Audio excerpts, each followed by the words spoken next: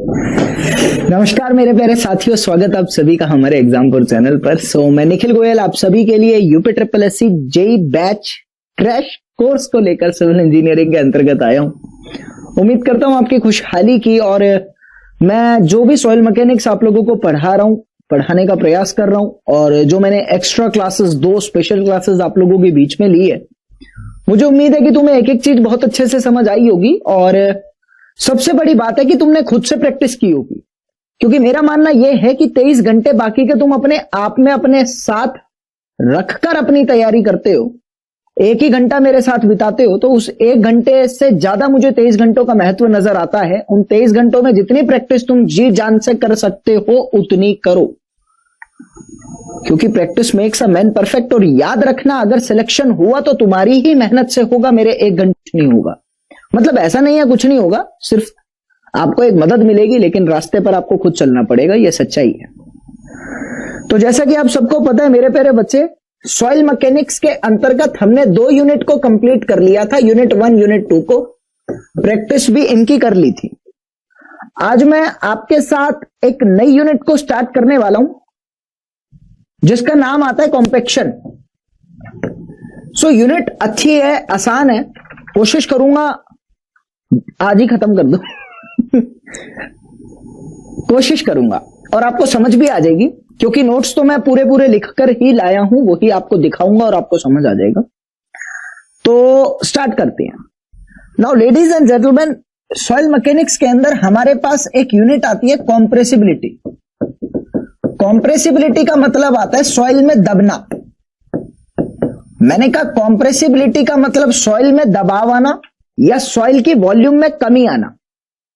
तो अगर मेरी सॉइल की वॉल्यूम में किसी भी तरह की कोई कमी आती है, तो मैं कहता हूं कि मेरी मिट्टी जो है वो कॉम्प्रेस हो रही है। और कॉम्प्रेस का मतलब भी यही होता है, किसी भी चीज को दबाना। लेडीज एंड जेंटलमैन, मैं आपको बताना चाहता हूं कि कॉम्प्रेसिबिलिटी के अंतर्गत 2 पर्टिकुलर चीजों को देखा जाता है। एक होता है आपका कंसोलिडेशन, एक होता है आपका कॉम्पैक्शन। तो जरा समझते हैं कि बेसिकली ये क्या होता है। जैसा कि आप सबको पता है, आपकी एक मिट्टी है और मिट्टी के अंदर 3 चीजें उपस्थित हो सकती हैं, सॉलिड, वाटर एंड लिक्विड, और सॉलिड, वाटर एंड गैस या एयर। और जब भी मैं अपनी मिट्टी को दबाता हूं, तो मेरी मिट्टी के दबने की वजह से मेरी मिट्टी के अंदर के वॉइड्स कम होते हैं। मेरे शब्दों पे गौर देंगे, क्या कह रहा हूं। मैंने कहा मेरी मिट्टी के अंदर उपस्थित मेरे वॉइड्स जो है वो कम होते हैं, और वॉइड्स के कम होने की वजह से मेरी मिट्टी की डेंसनेस इंक्रीज हो जाती है, क्योंकि वॉल्यूम कम हो जाती है और मास तो उतना ही रहता है। अब जब वॉइड्स कम होते हैं, तो जाहिर तौर पे वॉइड्स के अंदर उपस्थित या तो पानी या तो हवा दबाने पर मिट्टी के बाहर आते ही आते हैं, इसमें कोई शक नहीं है।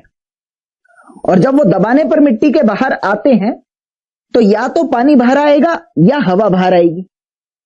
अगर मिट्टी को कंप्रेस करने पर मिट्टी के वॉइड्स में से पानी बाहर आता है, उस प्रोसेस को हम नाम देते हैं कंसोलिडेशन। और अगर मिट्टी के दबाने पर उसके वॉइड्स में से मुझे हवा निकल रही है, तो उसको मैं नाम देता हूं कॉम्पैक्शन। आज के पर्टिकुलर डे पर मैं आप सभी को कॉम्पैक्शन से इंटर रिलेट कराना चाहता हूं। कॉम्पैक्शन में इसलिए आप पढ़ा रहा हूं क्योंकि एक आसान यूनिट है, आपको कॉम्प्रेसिबिलिटी का ओवरव्यू समझ में आ जाएगा और कॉम्पैक्शन भी क्लियर हो जाएगा। Consolidation little bit harder than that of the compaction, इसीलिए इसको नेक्स्ट में कराऊंगा। तो कॉम्पैक्शन की मैं बात करूं तो आपको मैंने बोला, whenever the soil is being compressed there will be the expulsion of air from the voids of the soil and the volume of the soil is going to be decrease. That full process is known to be as the compaction. Have a concentration. Compaction में आपको पता है हवा बाहर आ रही है, और मेरी कॉमन सेंस क्या कहती है कि जब भी मेरी मिट्टी में से हवा बाहर आती है, इसका मतलब मेरी मिट्टी खोखली है, उसके अंदर कुछ नहीं है, सिर्फ हवा है। और खोखली मिट्टी को दबाने पर ज्यादा समय नहीं लगता, वो जल्दी दब जाती है। सबको पता है मेरी मिट्टी के अंदर अगर हवा ही हवा है तो खोखली है, और उसको मैं दबाऊंगा तो वो जल्दी दब जाएगी। यानी कॉम्पैक्शन जो है वो एक लिटिल टाइम कंज्यूमिंग प्रोसेस है। इस पूरे प्रोसेस में आप लोगों का जो समय लगता है वो बहुत कम लगता है, और लिटिल टाइम कंज्यूमिंग इसकी एक प्रॉपर्टी होती है कि ये समय पर डिपेंड नहीं करता। तो हम इसको बोलकर चलते हैं कि कॉम्पेक्शन जो है मेरा वो एक टाइम इंडिपेंडेंट प्रोसेस है। अब मेरी बात को समझेंगे।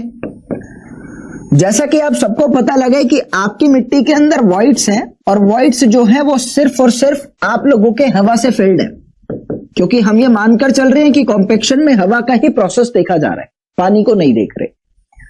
अगर आपके वॉइड्स पानी से फिल नहीं है, हवा से फिल्ड है, तो आप अपनी मिट्टी को लिख सकते हैं वो मिट्टी किस अवस्था के अंदर उपस्थित है। That is the dry soil. Obviously तुमने कहा वो मिट्टी ड्राई सॉइल में उपस्थित रहेगी। अभी अगर ड्राई सॉइल है तो मैं यहां से एक बात कह सकता हूं कि भाई मैंने अपनी मिट्टी को कॉम्पैक्ट किया और कॉम्पैक्ट करने की वजह से मेरी मिट्टी की वॉइड रेशियो में कमी आई। वॉइड रेशियो की कमी आने की वजह से मेरी मिट्टी कैसी हो गई? डेंस हो गई। डेंस का मतलब मेरी मिट्टी का ड्राई यूनिट वेट जो है वो इंक्रीज हो गया, इसमें कोई शक नहीं।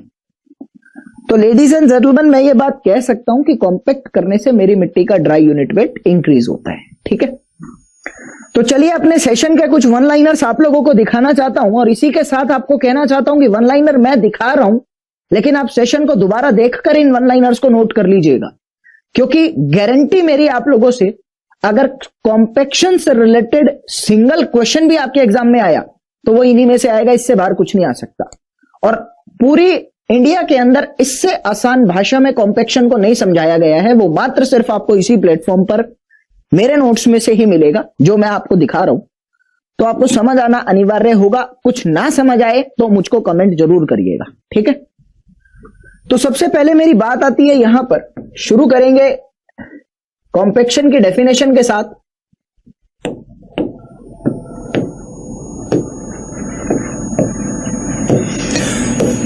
The mechanical process of removal of air from the soil due to application of the compressive load is known as the compaction of the soil. हवा के बाहर निकलने के प्रोसेस को हम कॉम्पैक्शन का नाम देते हैं। यह एक आर्टिफिशियल प्रोसेस है और इसको हम लेबोरेटरी में भी कर सकते हैं। आफ्टर कॉम्पैक्शन वॉइड रेशियो आपकी मिट्टी की कम होती है और ड्राई डेंसिटी आपकी मिट्टी की बढ़ती है। यह आप लोगों की ड्राई सॉइल के ऊपर आप कर सकते हैं। अब मेरे प्यारे बच्चे, कॉम्पैक्शन करने के लिए, मिट्टी की कॉम्पैक्शन करने के लिए सबसे फेमस तरीका, सबसे फेमस प्रोसेस, सबसे फेमस टेस्ट जो आप अपनी लेबोरेटरी के अंदर फॉलो करते हैं, वो फेमस टेस्ट आपका होता है स्टैंडर्ड प्रॉक्टर टेस्ट। इसको हम एसपीटी के नाम से भी जानते हैं। ठीक है, अब ये स्टैंडर्ड प्रॉक्टर टेस्ट करते कैसे हैं, जरा इसको हम देख लेते हैं मेरे प्यारे बच्चे, ताकि आप लोगों को समझ आ जाए कि बेसिकली क्या क्या चल रहा है।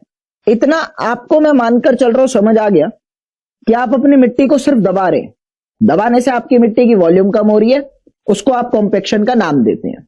और कॉम्पैक्शन को पता कैसे करते हैं? आपकी मिट्टी के ड्राई यूनिट वेट में बढ़ोतरी देखने को मिलती है। जितनी ज्यादा आपकी मिट्टी का ड्राई यूनिट वेट बढ़ेगा, उतनी ज्यादा आपकी मिट्टी कॉम्पैक्ट कहलाई जाएगी। हमने शुरू में कहा कि मैं अपनी मिट्टी को ड्राई स्टेट में कंसीडर करके चलता हूं, लेकिन मेरे प्यारे बच्चे, प्रैक्टिकली जब मैं बात करता हूं तो थोड़ा बहुत मेरी मिट्टी के अंदर पानी उपस्थित होता है। कहां से आता है वो पानी? आप सभी को पता है हमारे वातावरण के अंदर कुछ ना कुछ वाटर मॉलिक्यूल्स उपस्थित होते हैं वेपर की फॉर्म में। तो हमारे आसपास जितनी भी मिट्टी है, अगर वो बिल्कुल सूखी है तो सूखी मिट्टी मेरे वातावरण से पानी को एब्जॉर्ब करती है। तो एक फैक्टर वो हो सकता है कि मेरी मिट्टी के अंदर थोड़ा बहुत पानी मेरे वातावरण से उपस्थित रहता है। दूसरी बात, आपने कई बार देखा होगा कि आपकी मिट्टी में पानी डालने की वजह से आपकी मिट्टी के पार्टिकल्स के बीच में प्यार बढ़ता है, कोहेजन बढ़ता है, जिसकी वजह से वो मिट्टी कॉम्पैक्ट हो जाती है। हाँ, थोड़ा बहुत जब आप पानी डालते हैं, थोड़ा बहुत पानी डालने की वजह से आपकी मिट्टी जो है वो लोड के डालने की वजह से, जब आपकी मिट्टी में पानी डाला, ऊपर से आपने थोड़ा एक्सटर्नल लोड लगाया, तो वो मिट्टी की वॉल्यूम कम हो जाती है। ऐसा होता है। उसके बाद और पानी डालोगे तो आपकी मिट्टी की वॉल्यूम बढ़ जाती है, वो बाद की बात है। तो थोड़े बहुत पानी की वजह से मेरी मिट्टी और ज्यादा कॉम्पैक्टेड स्टेट में आ सकती है।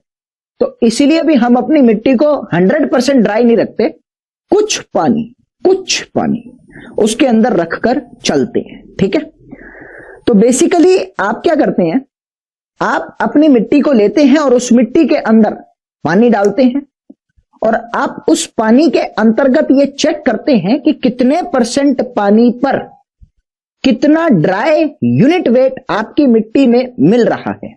आपने सैंपल ले रखा है ना मिट्टी का, आपको करना क्या है, अपनी मिट्टी की कॉम्पैक्टेड स्टेट लेकर आनी है। कॉम्पैक्टेड स्टेट का मतलब होता है मिनिमम वॉल्यूम स्टेट, ताकि डेंसिटी सबसे ज्यादा आ जाए। और मैंने कहा पानी एक लिमिट में अगर प्रेजेंट है, एक पर्टिकुलर परसेंटेज में उपस्थित है, तो वो मिनिमम वॉल्यूम स्टेट आपको देगा, उसके करस्पॉन्डिंग मैक्सिमम ड्राई स्टेट आपको, मैक्सिमम डेंसिटी स्टेट आपको मिलेगी। तो इस टेस्ट के माध्यम से आप क्या करते हैं, आपके पास एक मिट्टी है, सूखी मिट्टी, उस सूखी मिट्टी में थोड़ा पानी डाला, ये टेस्ट परफॉर्म करा, आपने ड्राई यूनिट वेट कैलकुलेट कर दिया, थोड़ा और पानी डाला, फिर ड्राई यूनिट वेट कैलकुलेट करा, और पानी डाला, ड्राई यूनिट वेट कैलकुलेट करा, ऐसे करके 3-4 सैंपल बना के आपने अपनी मिट्टी पे ये टेस्ट परफॉर्म करके ड्राई यूनिट वेट कैलकुलेट कर दिया। जिस केस में मैक्सिमम ड्राई यूनिट वेट आपको मिल रहा है, वो आपकी best compacted state of the soil देखने को मिलती है। ओवरव्यू समझ आया? तो चलिए इसको समझते हैं बेसिकली क्या होता है। शुरू में जनाब आप 3 किलो ड्राई सैंड ले लेते हैं और 4% by weight of the water is added. 3 kilo का 4% पानी आप उसके अंदर ऐड कर देते हैं। ये स्टैंडर्डाइज्ड है, ये एक्सपेरिमेंटली प्रूव्ड है। 4% ऑफ द सैंड पर आप लोगों को मैक्सिमम टाइम्स देखने को मिलता है, जिस पे ड्राई डेंसिटी ज्यादा आती है। उसके बाद आप क्या करते हैं, ये जो आप सैंड है ये एक मोल्ड के अंदर भरते हैं, और ये मोल्ड आपको पता है एक सिलेंड्रिकल शेप का होता है, फिगर में दिखा रखा होगा, ये रहा। इसके अंदर जो आप सैंड भरते हैं वो 3 लेयर्स में भरते हैं।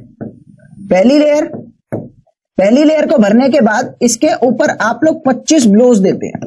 किसके? टैंपिंग रोड से 25 ब्लोज देते हैं। फिर आप दूसरी लेयर को भरते हैं, फिर आप 25 ब्लोज देते हैं, फिर आप तीसरी लेयर को भरते हैं, फिर आप 25 ब्लोज देते हैं। ऐसे कर करके 3 लेयर्स में भरते हैं और 25-25 के ब्लोज देकर उसको फुली टाइट बना देते हैं। ठीक है, उसके बाद आप क्या करते हैं लेडीज एंड जेंटलमैन, जो आप उसको फुली टाइट बना देते हैं, फुली टाइट बनाने के बाद आप अपने उस पर्टिकुलर मिट्टी की वॉल्यूम को कैलकुलेट करते हैं और उसी मिट्टी के टोटल वजन को कैलकुलेट करते हैं। आपने कुछ पानी मिला रखा है, 4% पे बोल रखा है, वो स्टैंडर्ड है, लेकिन आप एक्सपेरिमेंटली कुछ मिलाते रहते हैं। 4% पे आपको मैक्सिमम ड्राई डेंसिटी मिलती है। तो तुम क्या करते हो, अपने वॉल्यूम ऑफ द कंटेनर को पता करते हो, जो मिट्टी उसके अंदर उपस्थित है उसको पता करते हो, उसकी वजह से निकलने वाले यूनिट वेट को कैलकुलेट कर लेते हो। और अगर यूनिट वेट पता है, गामा पता है, आपको वाटर कंटेंट मिट्टी का पता है, तो आप ड्राई डेंसिटी को भी पता कर सकते हो। समझ में आ रहा है? बात आती है यहां से जनाब, जो आप 25 ब्लोज देते हो, वो किसकी मदद से देते हो? वो आप देते हो रैमर की मदद से। किसकी मदद से? ये रैमर आपको दिख रहा है यहां पर, ये रहा, इसको हैमर बोल रखा है, हम लोग इसको रैमर का नाम देते हैं। हैमर अलग चीज होती है, रैमर इसको कहते हैं, होता है ये भी हथौड़े जैसे ही है। इस रैमर की मदद से 25-25 बारी ब्लोज देते हो, और इस रैमर का जो वजन होता है वो अलग अलग टेस्ट में अलग अलग केसेस के साथ आता है, मैं अभी आपको दिखाऊंगा। तो आपको समझ आ गया बेसिकली कि आप टेस्ट किस तरह से कर रहे हो। जब आपने टेस्ट को परफॉर्म कर दिया, टेस्ट को परफॉर्म करने के बाद आप क्या करते हो, आपने जितना पानी अपनी मिट्टी के अंदर मिलाया और जितने पानी के करस्पॉन्डिंग आपको ड्राई डेंसिटी पर्याप्त मिल गई, उसको एक ग्राफ पे प्लॉट कर दिया। और जब उसको एक ग्राफ पे प्लॉट करा, तो जिस पर्टिकुलर पॉइंट पे मैक्सिमम ड्राई डेंसिटी आप लोगों को मिल रही है, सबसे ज्यादा वैल्यू ड्राई डेंसिटी की मिल रही है, उतने पानी को तुम लोग नाम देते हो OMC, optimum moisture content. Optimum moisture content क्या होता है? ऑप्टिमम का मतलब होता है जिसके करस्पॉन्डिंग रिजल्ट मैक्सिमम आता है। ऑप्टिमम शब्द का मतलब ही यही है, जिसके करस्पॉन्डिंग रिजल्ट मैक्सिमम आता है, उस मॉइस्चर कंटेंट को जिसके प्रति रिजल्ट सबसे ज्यादा यानी ड्राई डेंसिटी सबसे ज्यादा आती है, उसको कहते हैं ऑप्टिमम मॉइस्चर कंटेंट। यह चीज तुम लोगों को समझकर चलनी है, ठीक है? तो आपको समझ आया बेसिकली आप लोगों ने स्टैंडर्ड प्रॉक्टर टेस्ट की मदद से किया क्या है। अब मेरी बात को समझना, आप लोगों ने अपना स्टैंडर्ड प्रॉक्टर टेस्ट परफॉर्म कर दिया।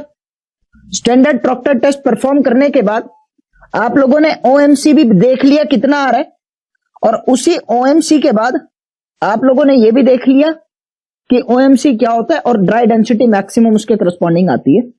कुछ बातें मैंने आपको याद रखाई, 3 kilo sand, 4% by weight of the sand आप लोगों को ऐड करना होता है पानी, उस पर आपको ओएमसी मिलता है, किस तरीके से क्या निकालते सब पता लगा। 3 लेयर्स में काम होता है, 25 ब्लोज देते हैं, सब याद रखना। अब क्या होता है कि ना जैसे जैसे जमाना बीतता गया वैसे वैसे मॉडिफिकेशन होती गई, बढ़ोतरी होती रही टेक्नोलॉजी में। सबसे पहले जो परफॉर्म किया गया था उसका नाम था स्टैंडर्ड प्रॉक्टर टेस्ट। फिर और ज्यादा बढ़ोतरी हुई तो हम लोगों ने मॉडिफाइड प्रॉक्टर टेस्ट लाए, और ज्यादा एडवांसमेंट आया तो हम लाए इंडियन स्टैंडर्ड्स रिकमेंडेड टेस्ट। तो हम लोग ओएमसी कैलकुलेट करने के लिए 3 तरह के टेस्ट परफॉर्म कर सकते हैं। सबसे पहले एसपीटी, फिर मॉडिफाइड, फिर आईएस।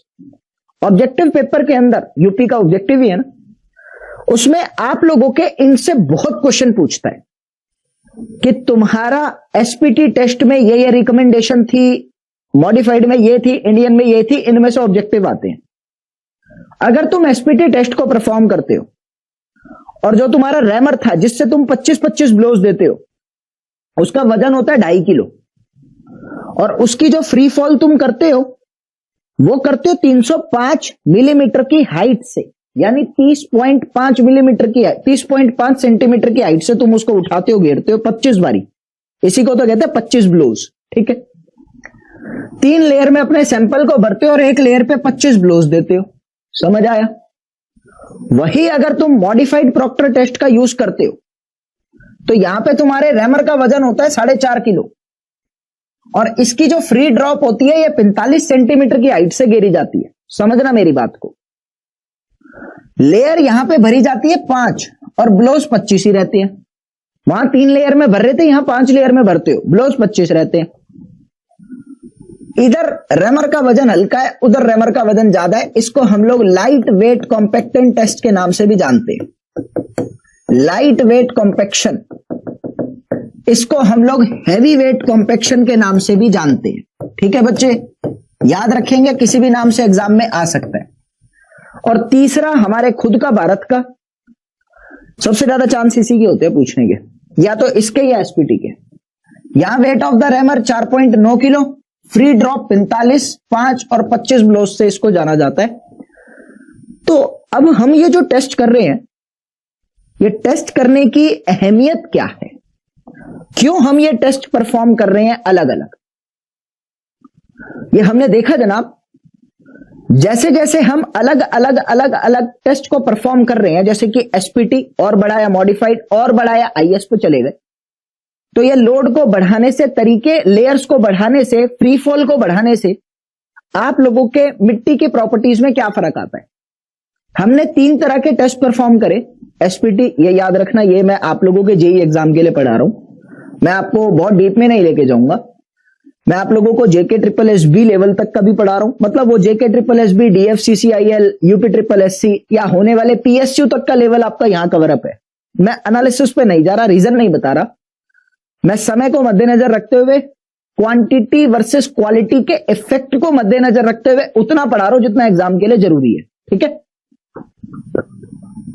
तो मैंने तुम्हें कहा जब तुम ये तीनों टेस्ट परफॉर्म करते हो तो तीनों टेस्ट परफॉर्म करने के बाद ग्राफ बनाते हो, और ग्राफ बनाने पे तुमको ये देखने को मिला कि water content versus dry density का ग्राफ बनाया। सबसे पहले मैंने एसपीटी के लिए बनाया, फिर मैंने मॉडिफाइड के लिए बनाया, फिर मैंने आईएस के लिए बनाया। तो मैंने देखा कि जैसे जैसे मैं अपने लोड को बढ़ाता जा रहा हूं, आपको पता है यहां 4.9 था या 4.5 था या 2.5 था, वैसे वैसे मेरी ड्राई डेंसिटी की मात्रा बढ़ती जा रही है, वो ज्यादा कॉम्पैक्ट हो रहा है और वाटर कंटेंट कम होता जा रहा है। ड्राई डेंसिटी की मात्रा तो बढ़ती जा रही है, आप देख रहे हैं, इसमें सबसे ज्यादा, इसमें उससे कम, इसमें उससे कम, और वाटर कंटेंट इसका यहां आ रहा था, इसका यहां आ रहा था, और तीसरे का देखो तो और कम हो गया। आपने क्या कहा, with increase in the compactive effort high value of the maximum dry density obtained at low value of the OMC. तो ये रिजल्ट आपको इन टेस्ट की मदद से देखने को मिल रहा है।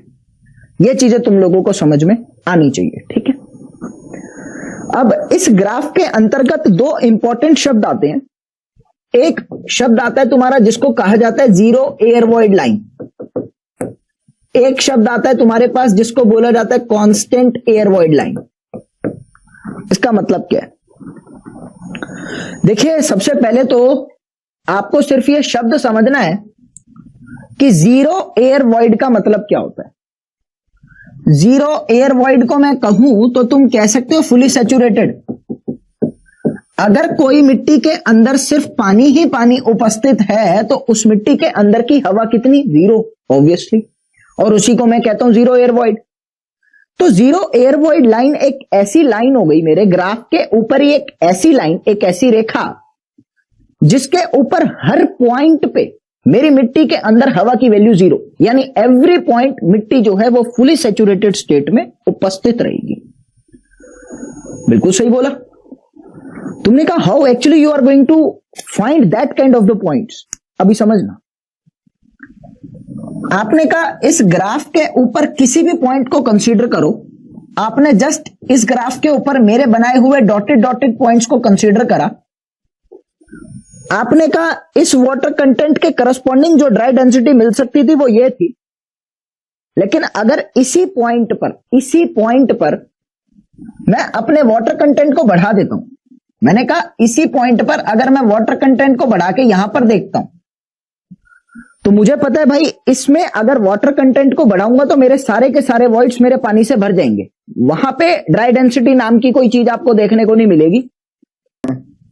मेरा अगला पॉइंट आता है, that is known to be as the relative compaction.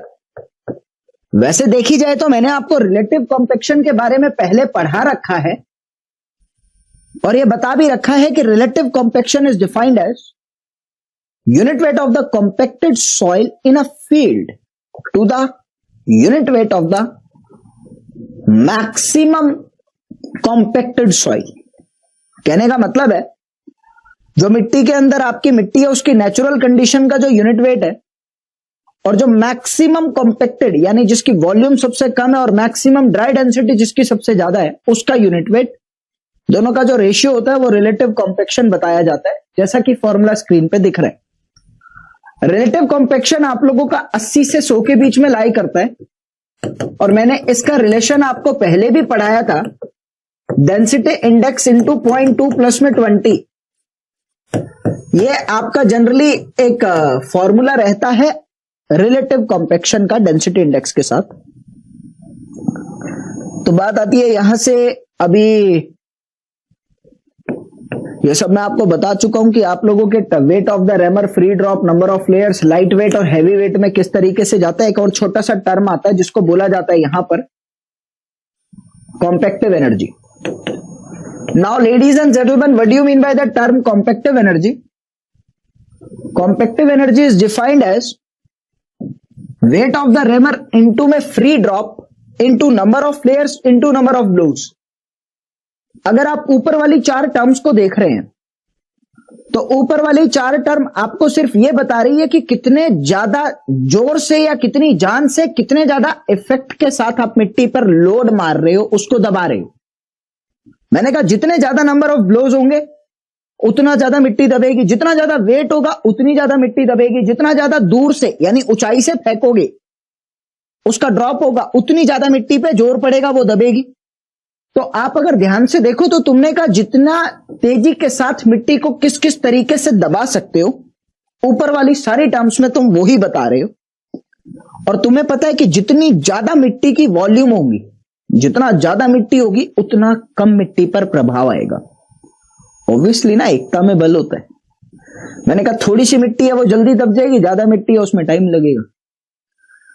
तो कितना लोड, कितना इफेक्ट मिट्टी को दबाने में लग रहा है, उसकी पर यूनिट वॉल्यूम का हिसाब किताब जो मैं रखता हूं वो कॉम्पैक्टिव एनर्जी कहलाता है। फॉर्मूले को मैंने ध्यान से देखा, मेरे पास पता है 2 तरीके के प्रोसेस है, लाइट वेट और हैवी वेट। मैंने यहां से कहा भाई लाइट वेट के केस में वेट ऑफ द रेमर है, फ्री ड्रॉप है, नंबर ऑफ लेयर्स है, नंबर ऑफ ब्लोज है। यही चीज अगर सारी उठा के मैं हैवी वेट की रख देता हूं मैंने कहा भाई हैवी वेट में 4.9 किलो आपका ये है, 45 सेंटीमीटर फ्री ड्रॉप है, 5 आपकी लेयर्स है और नंबर ऑफ ब्लोज आपके 25 है। तो आप दोनों के बीच में कंपेयर कर सकते हो। मैं एक एग्जांपल के साथ आपको समझा देता हूं। जैसा कि आप सबको पता है, अगर मैं लाइट वेट कॉम्पैक्शन की बात करता हूं, उस केस के अंदर कॉम्पैक्टिव एनर्जी कितनी है? Weight of the rammer that is equal to 2.5 kilo, number of blows that is equal to 25, number of layer that is equal to 3 और free drop is equal to 31 centimetre. 30.5 31 एक ही बात है। और अगर मैं अपने हैवी वेट कॉम्पैक्शन की बात करता हूं तो वहां पे कॉम्पैक्टिव एनर्जी क्या होगी? 4.9, 25, 5 और 45, दोनों को डिवाइड कर दो।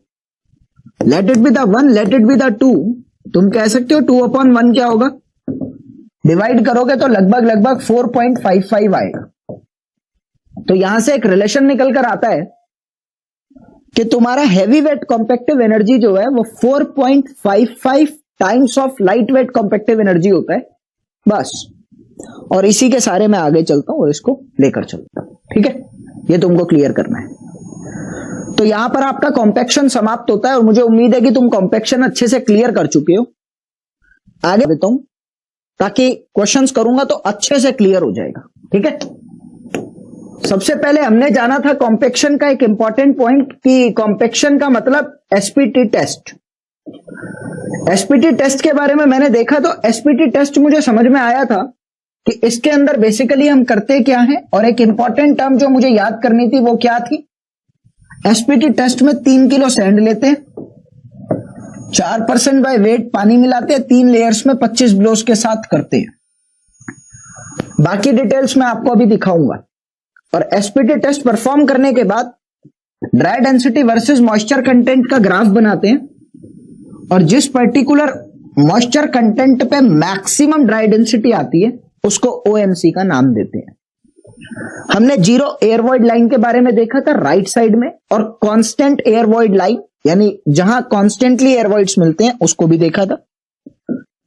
उसके बाद बात आती है यहां पर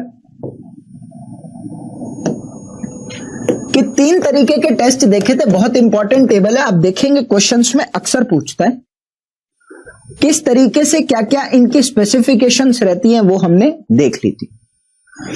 अगर आप अपने वेट को बढ़ाते हैं तो आपके ड्राई डेंसिटी और मॉइस्चर कंटेंट पे क्या फर्क आता है, वो भी हमने कल के पर्टिकुलर लेक्चर में देख लिया था, और मुझे उम्मीद है कि तुम्हें समझ आ गया था। इसके बाद मेरा एक टॉपिक आया था जिसमें मैंने आपको पढ़ाया था कि आपकी कॉम्पैक्शन किस किस चीज पर डिपेंड करती है। सबसे पहले था वाटर कंटेंट। 2 थ्योरी काम आती थी, एक होती थी ल्यूब्रिकेशन थ्योरी, एक होती थी electrical double diffuse layer theory. इस तरीके से चलता था। आगे मेरी बात आती थी यहां पर कि कॉम्पैक्टिव एफर्ट पर किस तरीके से डिपेंड करता था, हमको पता था। जैसे जैसे अपने कॉम्पैक्टिव एफर्ट को बढ़ाऊंगा वैसे वैसे ड्राई डेंसिटी बढ़ेगी, ओएमसी कम होगा। और यहां पर एक टर्म पढ़ाई थी लाइन ऑफ ऑप्टिमम, वो भी याद होना चाहिए। फाइन सॉइल की मैंने बात करी थी कि इसके अंदर ओएमसी ज्यादा होता है, ड्राई डेंसिटी कम होती है। क्यों होती है ये भी बताया था, ये आपको एक एग्जांपल दे रहा है। नीचे आता हूं। फाइन सॉइल के अंदर मेरे को पता है प्लास्टिसिटी ज्यादा होती है, तो प्लास्टिसिटी ज्यादा अगर कहीं पे आ रही है तो उसमें ओएमसी ज्यादा होगा और ड्राई डेंसिटी कम होगी। ये भी टेबल आपको मैंने समझाया था। नाउ इसके बाद मेरी एक बात आती है यहां पर कि लेडीज एंड जेंटलमैन, हमने देखा था कि हमारी जो कॉम्पैक्शन की कंडीशन होती है, ड्राई ऑफ ऑप्टिमम और वेट ऑफ ऑप्टिमम के बारे में भी पढ़ा था। और उसके बाद हम लोगों ने अपने इस टेबल के साथ आगे बढ़े थे। जो टेबल आपको मैंने कहा है बहुत इंपॉर्टेंट है, एक बार आप इसको देख लो दोबारा से। रेमर सभी तरह की सॉइल में यूज किया जाता है, स्मूथ फील्ड, ग्रेवल और सैंड बड़ी सॉइल में, कोर्स सॉइल में smooth field. Ships footed fine soil में काम आ रहा है, शिप्स फुटेड फाइन सॉइल में काम आ रहा है। न्यूमेटिक टायर्ड सिल्टी सैंड में फाइन और कोर्स के मिक्सचर में काम आ रहा है। ध्यान से देखो, ये कोर्स है, ये फाइन है, ये फाइन और कोर्स का मिक्सचर है। वाइब्रेटर्स जहां कोहेशन 0 होती है वहां काम आता है, इस तरीके से याद करा। स्मूथ व्हील्ड कोर्स में, शिप्स फुटेड फाइन में, न्यूमेटिक दोनों में, इस तरीके से लगा दिया। आगे मैंने आपको पढ़ाया एक इंपॉर्टेंट चीज, that is the compactive energy. ये हमारी पूरी रिवीजन भी कंप्लीट हो गई। अब मैं आप लोगों को क्वेश्चंस करवा देता हूं ताकि आपको भी समझ में आ जाए बेसिकली कि ये किस तरीके से चल रहा है।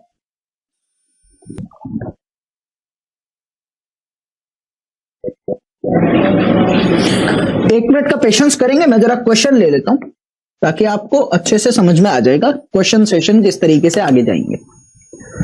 हमेशा की तरह एक ही पैटर्न रखूंगा, क्वेश्चन आपकी स्क्रीन पर शो करूंगा और क्वेश्चन शो करने के बाद 10 सेकंड का समय दूंगा, क्योंकि 10 सेकंड से ज्यादा रिक्वायरमेंट नहीं है क्वेश्चंस के लिए, सारे वन लाइनर टाइप्स होते हैं।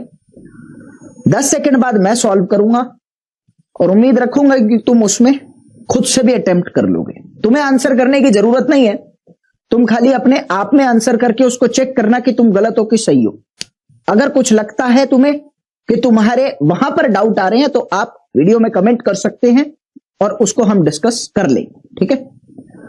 चलिए फिर क्वेश्चन नंबर 1 आपकी स्क्रीन पर है। Compaction of a soil is aimed at. Compaction का एम क्या होता है? आपका समय शुरू होता है क्वेश्चन के लिए अब। Option A B C D.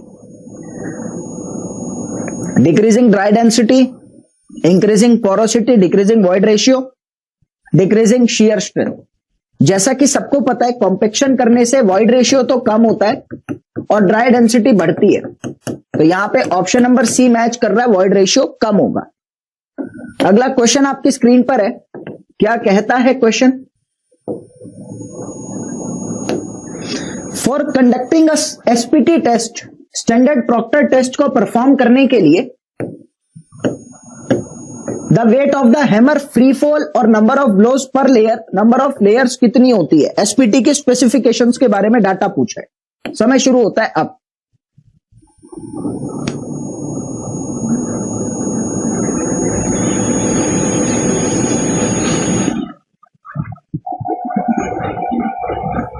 Okay, जैसा कि आप सबको पता है एसपीटी के लिए जो मेरा वेट चाहिए होता है वो 2.5 किलो, लेकिन यहां ऑप्शन में 2.6 किलो दे रखा है। ऑप्शन डी को देखिए, बाकी चीजें एकदम सही है। 25 ब्लोज, 3 लेयर्स, 310 mm की हाइट, 2.6 किलो लिखा है, तो we can adjust with that. तो यहां पे ऑप्शन नंबर डी जो है वो करेक्ट उत्तर आपकी स्क्रीन पर आ गया। अगला क्वेश्चन क्या कहता है तुम लोगों को? Compaction of the soil is measured in terms of what? Option number A, B, C और डी। समय शुरू होता है अब। लगाएंगे जल्दी से उत्तर मेरे प्यारे बच्चे।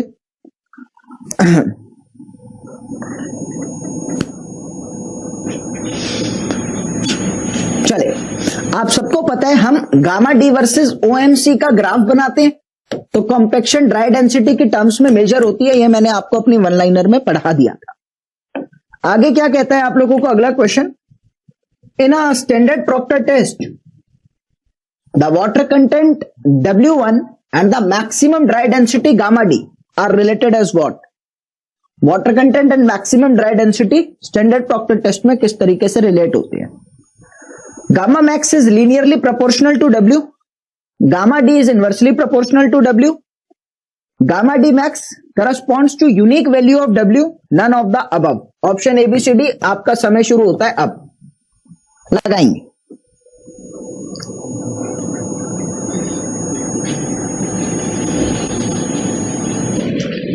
चलिए, आप सबको पता है कि आप अगर अपने gamma D versus water content को कवर अप कर रहे हैं तो आप यहां से लिख सकते हैं, इस तरीके का ग्राफ आप फॉलो करते थे।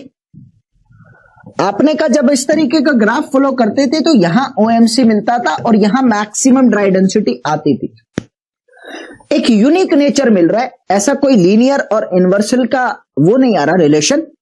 एक यूनिक ग्राफ मेरे को यहां पर देखने को मिल रहा है, तो मैंने कहा मेरे अकॉर्डिंग इसका correct answer option number C हो सकता है। That is the correct answer of this question. Unique value of W के करस्पॉन्डिंग मैक्सिमम डी आ रहा है, उसको ओएमसी के नाम से जानते हैं। अगला क्वेश्चन आपकी स्क्रीन पर क्या कहता है? In which of the following type does vibration as a compaction principle works best? Vibration किस में काम आ सकती है? Clay, sand, marshy, silt. Option ABCD लगाएंगे जल्दी, बहुत आसान है।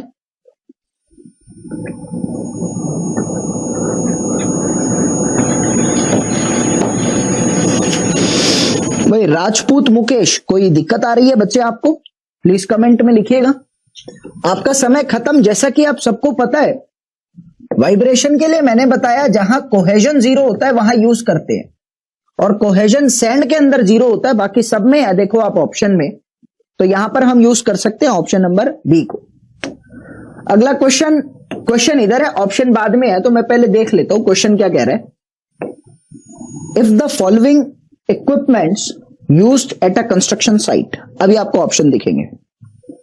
विच of the following is not primarily for compaction? Option दे रखे होंगे, कह रहा है इनमें से कौन सा कॉम्पेक्शन के लिए यूज नहीं किया जा सकता। Are you getting my words? इनमें से कौन सा कॉम्पेक्शन के लिए यूज नहीं किया जा सकता? ऑप्शन आपको स्क्रीन पर दिखा रखे हैं। Ships footed roller, tandem roller, JCB, rubber tired roller. आपका समय शुरू होता है अब।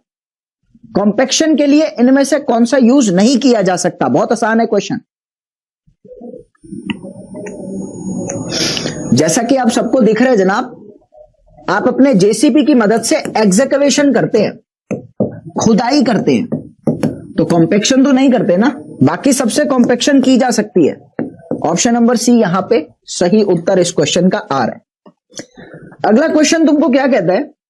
The graph drawn between the dry density and the water content at the time of the compaction is called moisture density curve, compression curve, settlement curve या porosity curve. जो OMC versus dry density का curve आप बनाते हैं, उस curve को आप क्या नाम देते हैं? Option A, B, C, D। जल्दी करेंगे, आसान क्वेश्चन, समय खत्म। आप सबको पता है बच्चे, gamma D versus OMC curve है ये। आप कह सकते हैं this is the moisture, this is the density. मैं लिख सकता हूं मॉइस्चर डेंसिटी कर्व, खत्म यार। मॉइस्चर आ रहा है, डेंसिटी आ रहा है, कर्व आ रहा है। Moisture density curve is the correct answer. Option number A इधर सिद्ध होता है। अगला क्वेश्चन आपकी स्क्रीन पर है। Ratio of the compactive energy of modified proctor to standard proctor. Modified proctor to standard proctor की कॉम्पेक्टिव एनर्जी की रेशियो कितनी है? ऑप्शन ABCD लगाओ।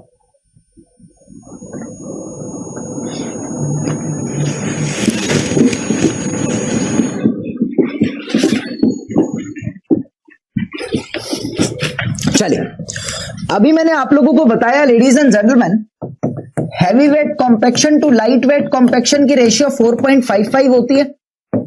Heavy weight to light weight की रेशियो 4.55 होती है। तो option number C is the correct answer of this question. बहुत इजी था, आगे चलना अच्छा रहेगा। अगला क्वेश्चन क्या कहता है? It is known that ships footed are ideally suitable for compacting excessively fat clay. Which of the following best describes the action of such rollers? जब मिट्टी के ऊपर रोलर फिराया जाता है तो वो क्या करता है, उसकी प्रक्रिया, उसका एक्शन वहां क्या रहता है? ऑप्शन ए ग्राइंडिंग, पिसाई, कुटाई, गूंथना या रोलिंग। बहुत आसान है, 10 सेकंड भी हद से ज्यादा होंगे, जल्दी करेंगे।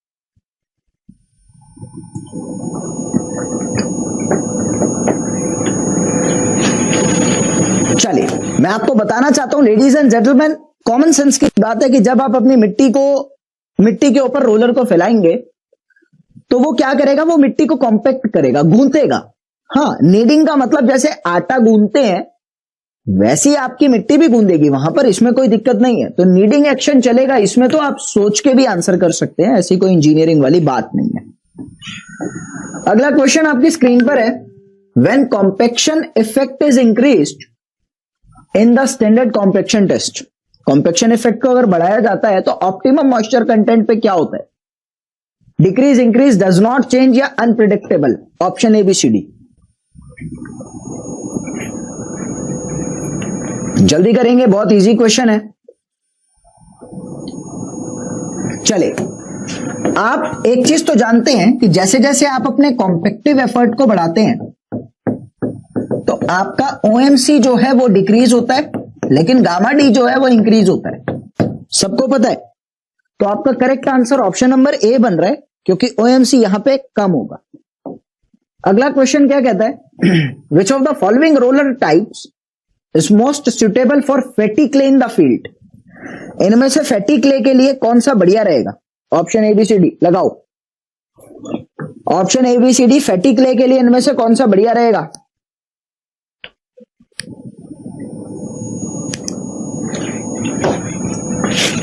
समय खत्म। मैं आपको बताना चाहता हूं शिप्स फुटेड फैटी क्ले के लिए बढ़िया रहेगा, टेबल में याद कर रही था, खत्म करो। आगे चलते हैं।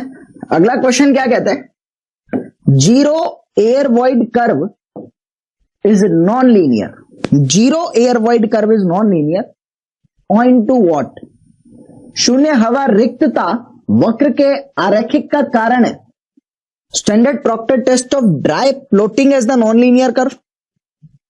Soil being compacted with odd number of blows. Dry density at 100% saturation being non-linear function of the void ratio. Water content altering during the compaction. 15 second का समय दूंगा, सोच लो, कर लो, आसान है। ऑप्शन A, B, C और D। कल पढ़ाया था मैंने ये।